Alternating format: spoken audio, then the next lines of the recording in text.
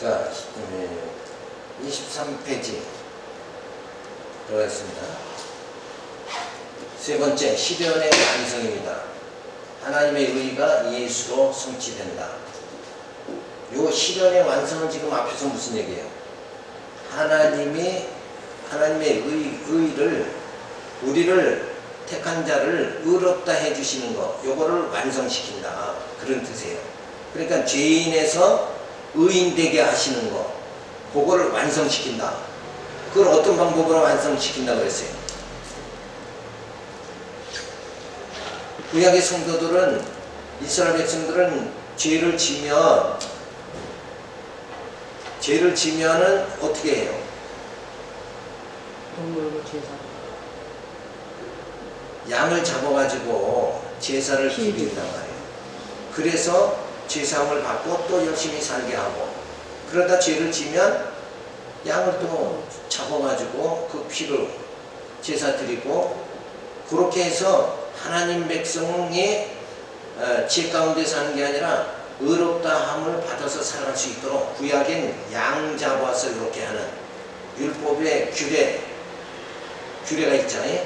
그렇게 하셨는데, 이제 신약에는 어떻게 하시는가? 그건 그림자로 그냥 하나님이 앞으로 택한 백성을 이렇게 의롭게 해서 살게 하겠다, 그런 그림 모형을 보여준 거고, 실제 이제 신약에서는 뭐예요? 예수님을 어린 양으로 보내주셔가지고 예수님이 우리의 죄를 다 짊어지고 죽으심으로 인해서 우리로 하여금 뭐예요? 의롭다함 받게, 그렇게 하나님 앞에서 의롭다함 받게 그렇게 만들어 주신 거예요. 그러니까 죄인이 의인되게 이렇게 만들어 주신단 말이에요. 그것이 바로 하나님의 의의 실현의 완성이다, 이렇게 보는 거예요. 그러니까 우리가 의롭게 되는 거는 예수님으로 인해서만 의롭게 된다, 요게 진리란 말이에요. 근데 요걸 강조하는 이유가 뭐냐면, 당시의 바리새인들은 어떻게 해요? 저들은 의롭게 되려고 율법을 지켰잖아요. 율법을 열심히 지켜서 행위로 의롭다함 받으려고 그랬다 이거예요. 근데 행위는 죄 안 지니까 의롭다함 받겠죠.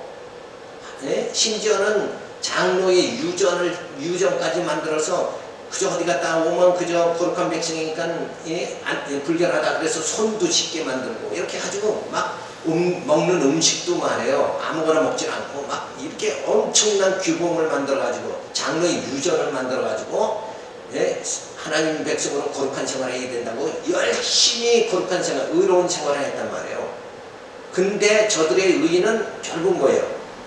겉사람 행위로만 의롭게 된 거지, 그죠? 강도질 안 하고 절도질 안 하니까 뭐예요? 행위로는 의롭다함 받았는데 여전히 속에는 뭐가 있어요?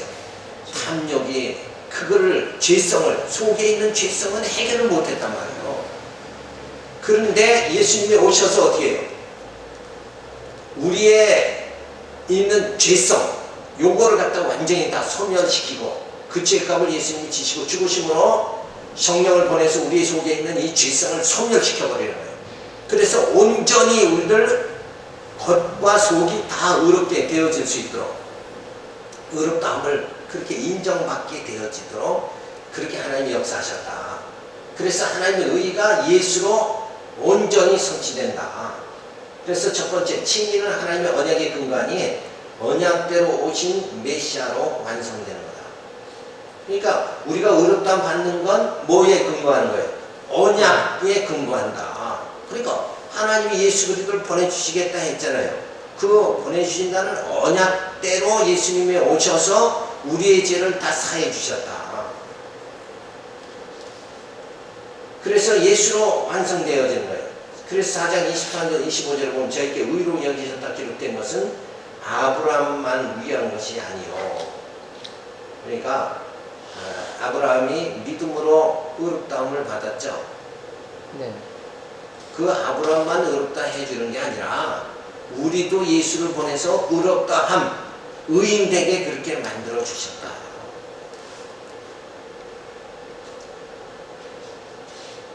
자, 그래서 아브라함만 위한 것이 아니요 의로 여기심을 받을 우리도 위함이니, 곧 예수 우리 주를 죽은 자 가운데서 살리신 이를 믿는 자니라. 예수는 우리 범죄함을 인하여 위하여 내어줌이 되고 또한 우리를 의롭다 하심을 위하여 살아나셨느니라. 자, 예수님이 죽으심으로 우리의 육이 죽는 거예요. 그래서 우리 속에 있던 육에 주어졌던 그런 탐욕과 시기와 모든 정욕, 요게 다 소멸돼 버리고 죽게 되고, 그리고 예수님이 부활하심으로 인해서 우리가 의롭게 되어진다. 그래서 우리는 육은 자꾸 죽어야 되고 영은 날로 새로워져야 됩니다. 요게 성도의 삶이다. 교회의 삶이 바로 그런 삶이 되어져야 되는 거예요. 그런데 예수 믿고 그렇게 되려고 그렇게 마음을 먹는 게 아니라 어떻게든지 요 겉사람만, 외형적으로만 사람들 보기에 거룩하고 의롭게 살면 그걸로 만족해버린다는 거예요. 그러면 누가 되는 거예요? 바리새인들이 되는 거예요. 외식주의자가 돼버리고 마는 거예요. 그러니까 우리의 목표는 겉사람이 거룩해지는 게 아니라, 그렇다고 겉사람이 아무렇게나 죄짓고 살라는 얘기는 아니에요. 그렇죠? 우리의 겉사람의 목표가 아니라 우리의 속사람이 거룩해져야 돼요. 그게 목표가 돼야 되는데 바리새인들은 겉사람만 그렇게 되는 걸로 만족해버렸다 이거예요. 여전히 속에는 이권, 탐심이 가득 찼다. 그런데 예수님이 오심으로 인해서 이제는 겉이 아니라 속도 거룩하게. 속이라는 말은 다시 말하면 겉은 육을 말하고 속은 영을 말한단 말이에요. 영. 그러니까 예수님이 오심은 우리의 영을 거룩하게 해주시려고 오신 것이다. 자, 그래서 아브라함이 그의 행위에 못 순승이 많았고 그도 역시 육성으로 살았지만 그는 중심으로 하나님의 약속을 의지하고 살아가는 것을 보시고 그의 믿음을 보시고 의롭다 인정해 주신 것은 아브라함에게만 국한된 것이 아니고 우리에게도 아브라함과 같이 믿음으로 살 때 의롭다함을 받게 된다는 것을 보여주어 소망을 주시라는 거다. 그래서 우리가 믿음으로 의롭게 되어진다. 그게 네 글자로 이신칭의잖아요. 이신칭의, 그거는 믿음으로 의롭다함을 받는 것이다. 그럼 누구를 믿음으로? 예수를 믿음으로. 그럼 예수가 어떤 예수를 믿는 거예요? 나를 위해서 죽으시고 살아나신, 내 육을 죽게 하시고 내 영을 살게 하시는 그 예수님을 내가 믿음으로 내가 의롭다함을 받게 되어진다. 그러니까 예수 교회 다니면 그냥 남의 그 도둑질 안 하고 이러면은 난 의로운 사람 아니냐 이러고 만족하고 살면 그거는 진짜 진리를 모르는 거다. 더 깊은 단계로 들어가야 돼. 그게 육의 거룩함이 아니라 내 속에 내 영이 거룩함 밖에 거룩한 자되도록 그렇게 되어져야 된다. 그거의 힘이 바로 믿음으로 되어진다. 두 번째, 하나님의 의는 그리스도가 죽으심으로 우리의 죄가 사함받게 되어 완성되어진다.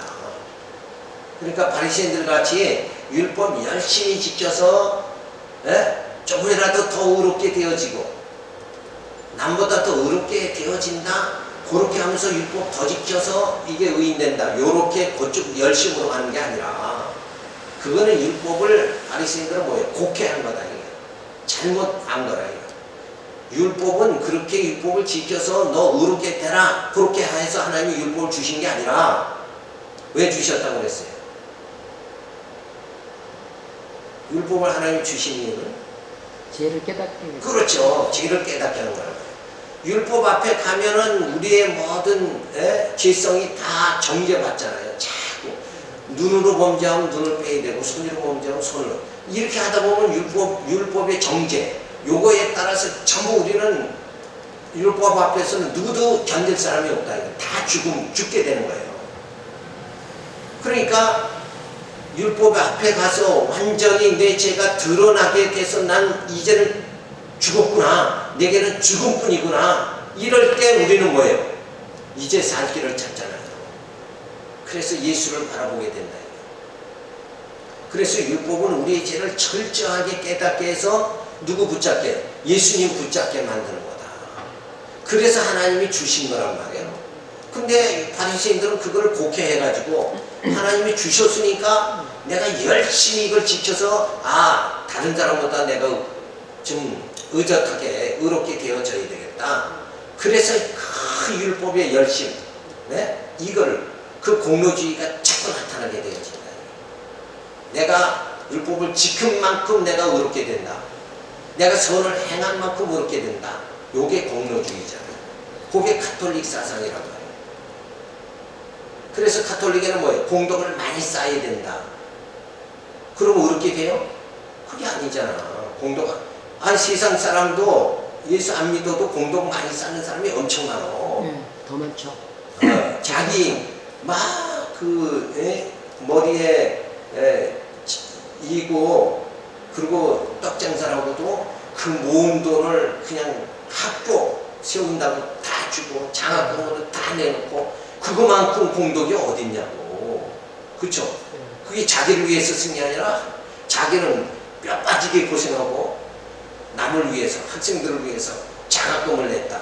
이거만큼 이게 공덕이 그 이상이 어딨냐. 근데 그 공덕 가졌다고 그 사람이 구원받는 게 아니잖아요. 예수 믿음으로 구원받잖아요. 그러니까 예수 안에서 우리가 의인되는 것, 그래야 구원받는 거지 인간의 공덕으로 구원받는 게 아니다. 자, 그거를 성경은 지금 부지런히 가르쳐주고 있는데 아직도 이 사상에서 벗어나지 못하고 그저 율법 지켜야 된다 이렇게 어떤 목회자들은 그렇게 지금도 주장한단 말이에요. 그러면은 성경은 뭐예요? 빗나가 뿌리는 거 아니에요. 성경 그게 아니라니까. 이걸 계속 이 성경은 강조하는데, 그러니까 루터가 종교개혁을 할 때도 의인은 믿음으로 살리라. 그 말씀 가지고 그때 당시에 가톨릭은 뭐예요? 공덕을 쌓고 선을 행해서 이렇게 돼야 천국 간다 이렇게 가르치는 게 아니라, 그렇게 가르쳤는데 그게 아니다. 루터는 생각하고, 야, 우리가 천국 가는 건 믿음으로 가는 거지 어떻게 공덕으로 가느냐, 행위로 가는 게 아니다. 그렇게 해서 종교 개혁을 했잖아요. 그래서 개신교가 생겼는데, 그런 배경에서 개신교가 생겼단 말이에요. 그런 사상에서 그런 그 영적인 하나님의 뜻 가운데 세워진 개신교 목사가 되고도 여전히 말씀을 제대로 배우지 못하니까 가톨릭하고 똑같은 사상을 가지는 거예요. 선을 행해야 된다. 착하게 살아야 된다. 뭔 우리가 착하게 살면 육신 덩어리, 죄 덩어리가 착하게 살아봤자 거기서 거기지. 그러니까 우리 육으로 사는 게 아니라니까. 성경은 육이 아니라 뭐예요? 영으로 사는 걸 가르쳐주고 있단 말이에요. 이렇게 엄청난 차이를 지는 거는 이 로마서를 깨닫지 못해서 그런 거다. 로마서는 철저히 그게 아니에요. 아브라함의 행위가 뭐예요? 아내를 누이라고 속이고, 다윗의 행위는 어때요? 우리아의 아내를 범한 거고, 간음죄에 살인죄에, 그렇잖아요. 그럼 다윗은 뭐예요? 지옥 갔을까요? 그거 아니잖아요. 그죠? 다윗이 지옥 갔다고 생각하면 안 되지. 다윗은 천국 갔어요. 왜?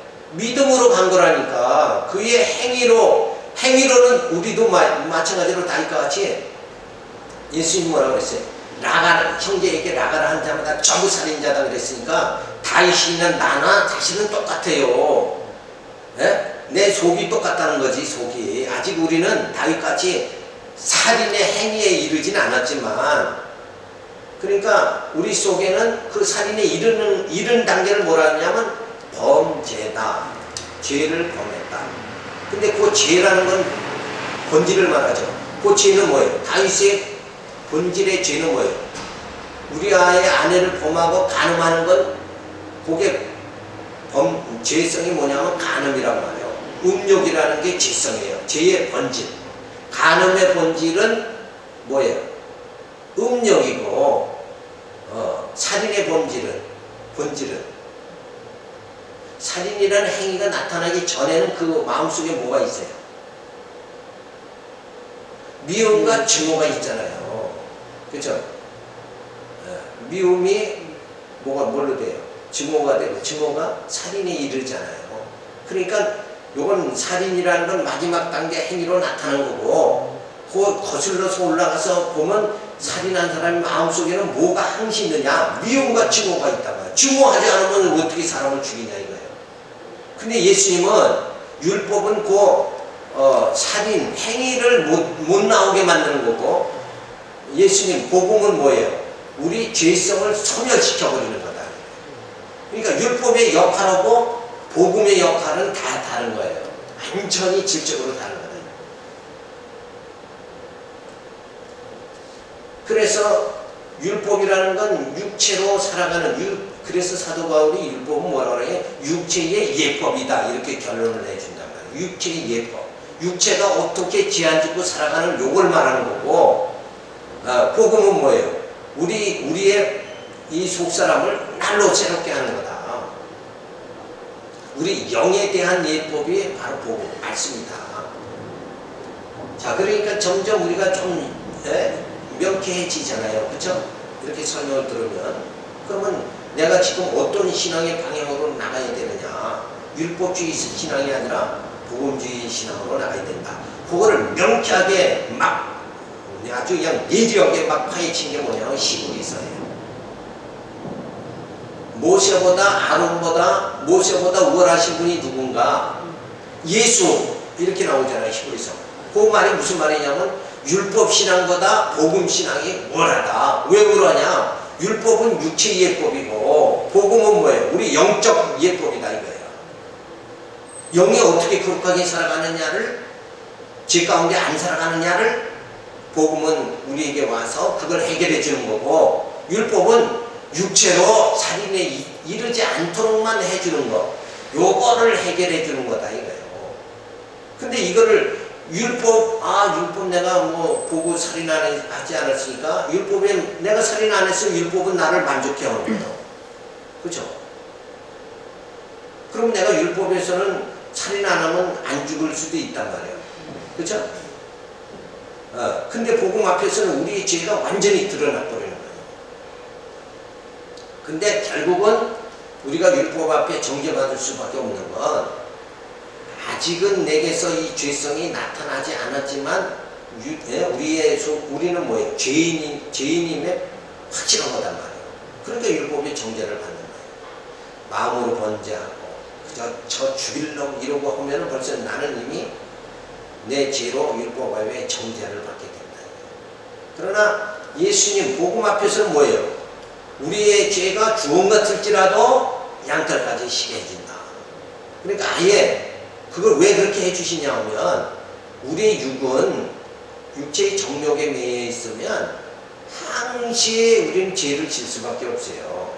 내가 죄를 짓는 게 아니라 정욕에 사로잡힌 내가 죄를 짓는 거예요.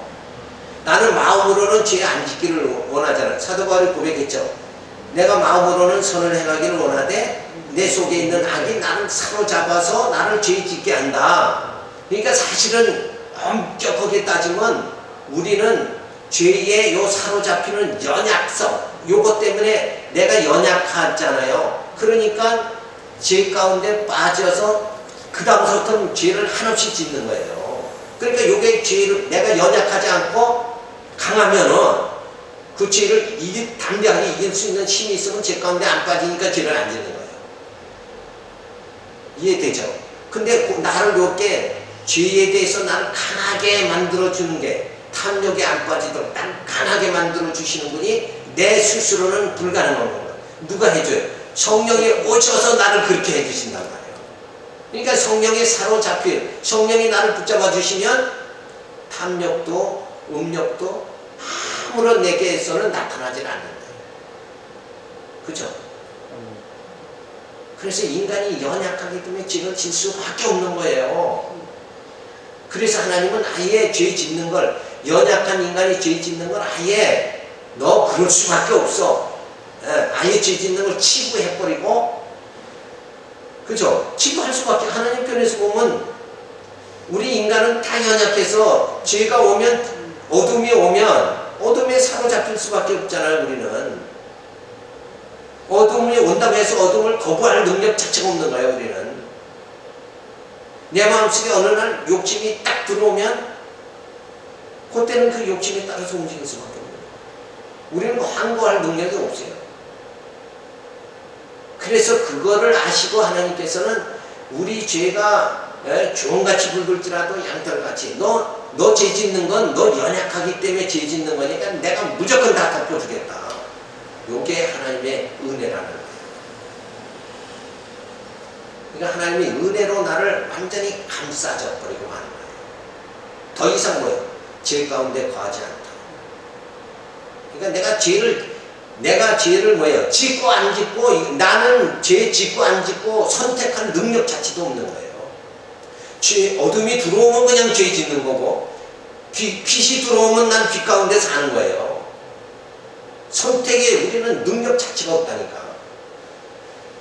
그래서 하나님께서 우리를 무조건 덮어주시고, 그리고 죄 가운데 안 살도록 예수 그리스도 보내주셔서 죄 사함 받게 해주시고, 그리고 죄 가운데 안 살도록 하기 위해서 성령을 보내서 우리를 붙잡아 주시는 거예요. 그래서 하나님의 영 성령이 오셔서 내 영을 붙잡아 주시면 내 육체의 종이 안 되고 육체가 어둠에 거하는 요거를 완전히 벗어나게 돼버리고 말이에요. 그러니까 하나님께서 나를 구원하시는 거다. 결국 이 결론이 나와요. 구원은 그래서 하나님의 선물이다. 내가 구원을 선택하고 안 하고 이게 할 수가 없다. 그런데 이제 거기서 이제 영지주의자들은 뭐라 그러냐면 그 구원 관계를 들어보셨죠? 예. 하나님이 구원의 닷줄을 내려주면 인간이 붙잡아야 구원 받는 거 아니냐.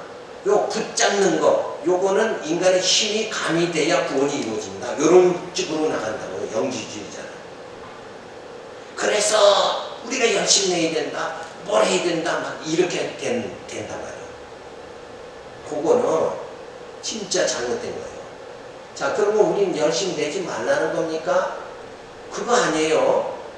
열심인데 누구의 열심이냐? 내 육에서 나오는 열심이 아니라 성령이 오셔서 우리로 열심 내게 만드는 거예요. 이거 잘못 오해하면 안 된단 말이에요. 그렇죠? 내 열심이 아니라 내 고기 덩어리인 내가 열심 내는 게 아니라, 무속신앙자들은 자기 육으로 열심히 다 내잖아요. 육으로. 근데 저들과 우리는 다른 거예요. 성령이 오셔서 열심 내게 만든, 그거를 사도 바울은 복음의 열정이다 이런 거예요. 사도 바울이 기독교인을 핍박했잖아요. 죽였잖아요. 그런데 오히려 전하는 자가 된 건 사도 바울의 뜻이 아니라 예수를 다메섹에서 만나서 성령이 사도 바울을 복음 전하는 자로 만들었단 말이에요. 그렇죠? 그러니까 하나님께서 나를 죄를 안 짓게 만들어야 된다. 그래야 죄 안 짓는 거지. 우리는 보통 내가 죄를 짓고 안 짓고, 죄 짓는 거 안 짓는 게 내게 달린 거다 생각한단 말이에요. 내게 달린 게 아니에요. 우리는 무조건 죄 질 수밖에 없는 거예요. 선택의 여지가 없는 거예요, 인간은. 그런데 죄 안 짓도록 성령이 오셔서 나를 붙잡아 주시니까 죄 안 짓게 되는 거예요. 그래서 우리는 하나님의 은혜로 내가 산다. 이렇게 되는 거예요. 죄 안 짓는 것도 내 힘으로 안 짓게 되면 그건 내가 사는 거지. 은혜가 아니잖아요. 은혜가 아니고. 근데 이게 굉장히 이거 신경을 써서 들어야지 이게 복잡한 거예요. 그쵸? 자칫하면 그러면 우리 뭡니까? 이제 그렇게 설명하면 우리 로봇입니까? 그런단 말이에요. 로봇가 맞지 우리는. 그렇죠? 근데 하나님은 인간이 로봇가 돼서 하나님 찬양하는 걸 하나님 원치 않아요. 그거 뭐 필요해? 순서에 맞춰서 이렇게 박수 치는 건. 이북애들 사람 보면 이렇게 똑같이 똑같은 일률적으로 똑같은 행동을 하면서 박수 치는, 그거 아무 의미 자체가 없는 거예요. 하나님 그런 영광 안 받으신다. 그러니까 육적 영광을 받으시는 게 아니라 성령이 오셔서 우리로 하여금 그 하나님의 사랑에 너무 감격하니까 그냥 감사의 감격의 하나님 찬양, 그걸 하나님 받으신다. 그렇게 만드시는 거예요. 그러니까 우리가 육적 생활과 영적 생활이라는 게 엄청나게 차이가 나는데 교회 신앙생활에도 아직도 육에 머무르고 있단 말이에요. 이 고정관념을 못 버린다. 육적인 생각을 못 버리고 이렇게 현재 진리로 탈바꿈을 해야 되는데 이 생각이 변화가 안 되니까 안 돼서 나타나는 행동이 뭐냐? 교만하고 시기하고 질투하고 이런 게 육의 모습이 다 질투하는데 나는 영적으로 산다 이러면 그 말이 맞아요, 틀려요? 행위를 보고 안다는 게 바로 그거예요. 행위대로 갚는다. 심판은 행위로 심판하죠. 율법으로 심판. 그게 뭐냐면 육신의 소욕으로 열심히 살아서 육신의 열매를 맺은 자는 그건 율법으로 다 심판해버리고 성령에 사로잡혀서 영적인 정말 사람들에게 긍휼과 사랑 이런 열매를 맺은 자는 성령의 인도하심을 받아서 열매 맺은 자는 성령으로 예수님이 심판하신다. 그건 뭐예요? 의의 멸과를 주시는 거예요. 이게 완전히 다른 거예요. 그러니까 모든 자는 예수님이 기름하시면 다 심판을 받는데 육으로 산 사람은 뭐예요? 멸망의 심판. 영으로 산 자는, 성령으로 산 자는 의의 심판을 받게 된다. 그걸 우리가 살펴볼 수 있어요. 자, 그래서 우리가 여기 말씀해 보면 우리가 아직 연약할 때의 기약대로 그리스도께서 경건치 않은 자를 위하여 죽으셨다. 요 말이 그 말이에요. 우리가 연약할 때라는 말이 뭐냐? 내가 돈이 없으니까 연약하다. 이런 차원이 아니라 우리는 내 속에 죄성이 주어지면 우리는 무조건 그 죄가 우리 안에서 발동되게 발작하게 되어진다. 그래서 내가 선을 행하기를 원하지만 악이 나를 사로잡으면 악한 행동이 나올 수밖에 없다. 그게 연약한 거예요. 내가 뜻대로 내가 선하게 살다 그러면 악한 행동이 안 나와야 되잖아요. 근데 탐심이 오면 난 그냥 악해지는 거예요. 다윗이 하나님 마음에 합한 자였죠. 하나님 뜻대로 백성을 통치했고 아주 멋진 사람이었는데 그만 우리아의 안에 목욕하는 걸 보고는 음욕이 그 안에 들어오니까 순식간에 그는 거예요. 죄인이 되어버리고 만나요. 그게 연약한 거예요. 선택할 능력 자체가 없는 게. 내가 살고 싶다 그래서 사라지는 게 아니고 죽고 싶다 해서 죽어지는 게 아니에요. 왜? 암에 걸리면 살고 싶어도 죽는단 말이에요. 요 죽음이라는 걸 살고 생사를 내가 선택할 수 있느냐? 인간은 선택할 능력이 없다. 그 말을 뭐예요? 연약하다 이렇게 말합니다. 연약하니까 선택을 못하지. 강한 자면 선택한다 이거예요. 그죠? 이 땅에서 병들기 원하는 사람이 누가 있어요? 근데 어떤 사람은 거예요. 왜 집사람 병들었어요? 하나님 앞에 무슨 죄를 졌길래 그렇게 병들어서 병원에 왔어요? 이렇게 하면 그럼 자기는 병 안 들 수 있다는 거예요? 자기는 선택의 능력이 있다는 거예요? 본인도 똑같은 거예요. 그렇죠? 어느 날 질병이 찾아오면 본인도 병들 수밖에 없는 거예요. 병을 거부할 수 있는 능력 자체가 인간에게 있느냐? 죽음을 거부할 수 있는 능력이 인간에게 있느냐? 없다는 거예요. 그렇죠? 분명히 없죠? 대답 좀 해봐요. 네, 아멘. 없죠? 네. 그러니까 뭐예요? 결론은 이 말씀대로 뭐예요? 연약한 자다 그거예요. 할 수 있는데 안 하는 거는 능력이 있는 건데 하지 않으려고 해도 할 수밖에 없는 거. 병을 안 들려고 해도 병 들을 수밖에 없는 거. 요건 연약한 거 아니냐 이거예요. 근데 바로 죄성이 오면 우리는 다 연약한 자가 된다. 그래서 우리가 아직 연약할 때에, 그죠? 연약할 때 예수님이 죄로 인해서 우리는 연약할 때에 예수님이 오셔서 기약대로 오셔서 우리를 뭐예요? 의인되게 만들어주시고 살려주세요. 그러니까 하나님의 은혜에 우리는 감격할 수밖에 없는 거예요. 얼마나 감사해요. 교회 생활이 그냥 너무 감사한 거라. 이렇게 은혜 속에 살아가는 게 교회 생활이다. 그게 영적인 생활이고. 그런데 아직도 교회에서 시기하고 질투하고 뭐 이런다 그러면 뭐예요? 그건 아직도 어디에 거하는 거예요? 육에 거하는 거 아니냐 이거야. 그러니까 신앙생활 한다는 건 영적 생활이잖아요. 내가 영적 생활을 한다 하면서도 아직도 뭐예요? 시기와 질투가 나면 그건 육적 생활하는 거다. 그러니까 본인이 뭐예요? 쏟고 있는 거다 이런 얘기란 말이에요. 근데 본인은 쏟고 있다 이런 생각을 안 한단 말이에요.